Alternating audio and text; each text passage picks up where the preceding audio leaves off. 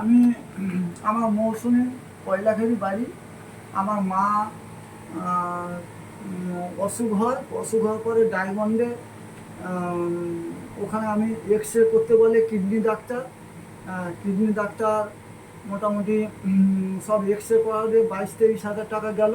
ওখানে ডাক্তার দেখানোর পরে রিপোর্টারে দেখানোর পরে বলছে তোমার মাকে নিয়ে চলে যাও, নিয়ে গিয়ে বাড়িতে খাওয়া দাওয়া করো, আর হবে না, 90 বছর বয়স, মারা যাবে, আর কেন গরিব মানুষ পয়সা খরচ করবেন।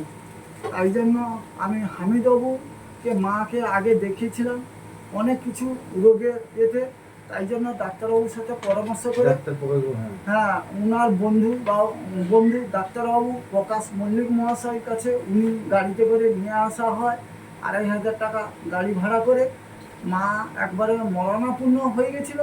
প্রকাশবাবু ডাক্তারবাবু মোটামুটি চিকিৎসা করারে আমার মা এখন 5 মাস এখন বেঁচে আছে। একবার নিয়ে এসেছিলাম, একবার আমি ওষুধ নিয়ে এসেছিলাম।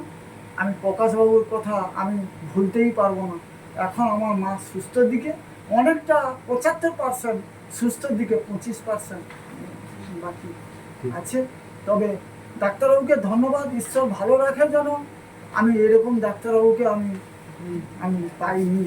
আমার মাটাকে যে বেঁচে রাখছে, আমি ছেলে হিসাবে আমি খুব কষ্ট সহকারে আজকেও আমি এসছি এই কি বলি ডাক্তারবাবুর কাছে। ডাক্তারবাবু মোটামুটি দেখছে।